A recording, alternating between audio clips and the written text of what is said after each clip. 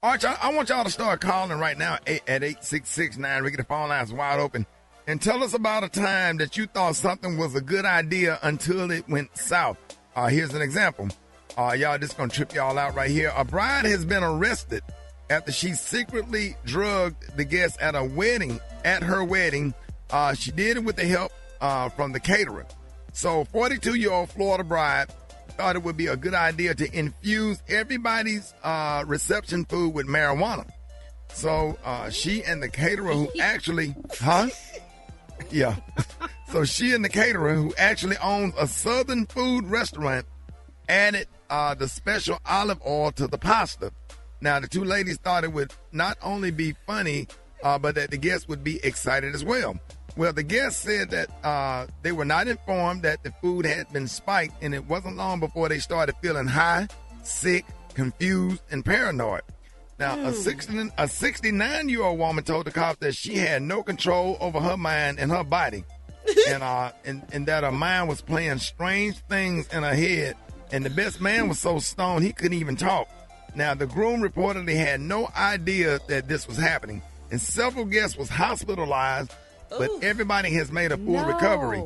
And both the bride and the caterer are now facing felony charges. So the question we want to know is, what was something that you thought was a good idea until it went south? Gary. Yep. Rick, I can't say it. You can't talk about it on there? I can't talk about it. I mean, I was young at the time, too, and, they didn't give us classes on everything. In school? Yeah, they did it in school, other stuff. But, okay, I'll just kind of hint around it. Maybe you can figure it. I didn't know that dishwashing liquid was not eternally. Oh. Eternally? Oh, I mean internal. Oh. Internal. To be ingested? Internal. You drank it. No. Okay. You tried to clean yourself out. Okay, got it. Got it. Okay. Oh, Gary. I'm sorry. That's all right, Brad. You put it some dishwater. Bubbles. Burning. You put bubbles. You had some Waffle House sink water. Rickey, I was burning. I was screaming. I didn't know. I know you was. Oh, man. I know you was, man, with a baboon's ass. You used the pink bag that your grandmama had? Yeah, you know them baboon bottoms when they be. I know, baby. Oh. Golly, Gary, you could have. No, sir. I didn't know they didn't. Everybody that's listening, enjoy your breakfast. What about you, Brett? I just thought about the pink bag with the hot water bottle that Gary did. Oh, yeah, the big old douche bag that your grandma used to have hanging over the shower. Yeah. Golly, I would say a relative staying with me. You think it's a good thing until things start going bad. You start missing stuff. You start getting taken advantage of. They start eating your food. They trying to cook in the kitchen when you are. They don't know how to spray something when they use the bathroom. Do number two. It just goes bad.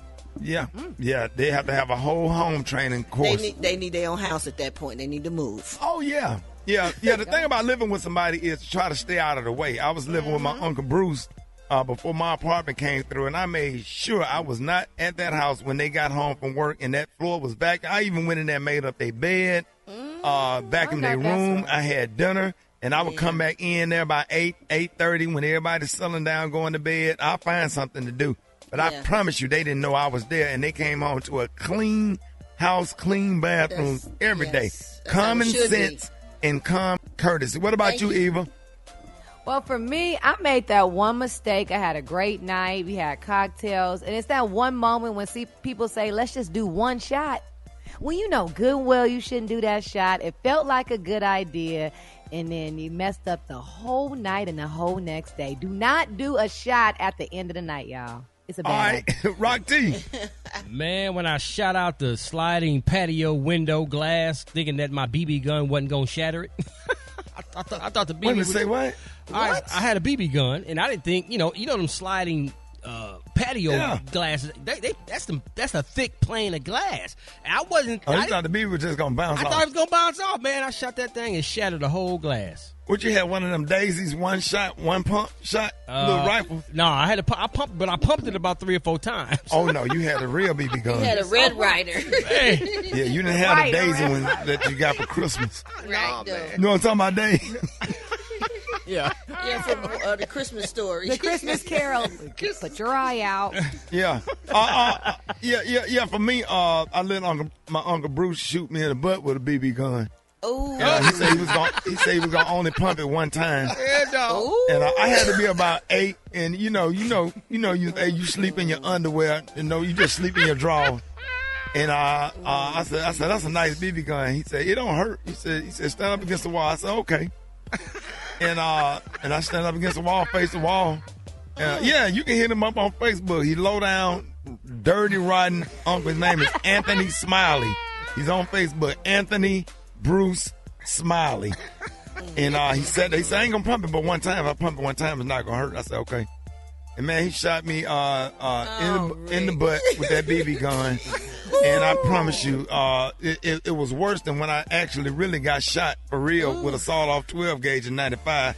But that BB gun hurt way more than that sawed-off 12 gauge I got shot with. So that was not a great. I bet he was rolling too, boy. Man, he was on the floor laughing. He was on the floor laughing. But you know what? You know what I did? You know what I did the next morning? What? He was asleep. Me and my cousin Terry Humphrey, who just passed away 3 days ago, Terry had spent the night over there.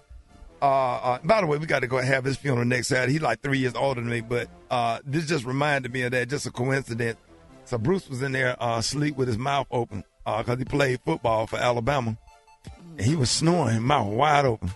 And I went in and got a big-ass cup of water the next morning and just poured it down his throat while he was asleep. He could have drowned, dog. Man, he Goodness. yeah, man. That was the first waterboarding before George Bush and them did it. The OG. That was the first waterboarding. He jumped up and he spit the water out and he splashed the rest of the water in my face and he slapped me. I ran out the room crying. But I ain't tell my granddad. I ain't saying. He said, you better not tell granddad. I'm gonna beat your ass. So I ain't want no smoke because we had twin beds in there, so I ain't want no smoke. So you know what I'm saying. So hit us up 866. We got calls. Let's go to the phone. Rick Smiley Morning Show. When I married my husband, 'cause he's still around. Ooh. I should have drugged that ass before I went down the aisle. Ooh. One time I was crabbing out Mosquito Lagoon, and I had chicken on the line, and the alligator kept on eating my chicken. So I said, I got a hammer in the back of the trunk, so I'm going to clop that alligator on the top of the head. So I got the hammer, and I jumped on the alligator. When he started rolling, I realized it was a real bad idea. So I jumped back off. He can have the chicken. Well, when I took that condom off of my side teeth. Ooh. Wait a minute. What that last one? Replay that day. What'd he say? Something about a condom. Well, when I took that condom off of my side teeth. I got somebody pregnant. That means either you got a disease or a son. It was one of the two. Today. Yeah, but Disease or seed.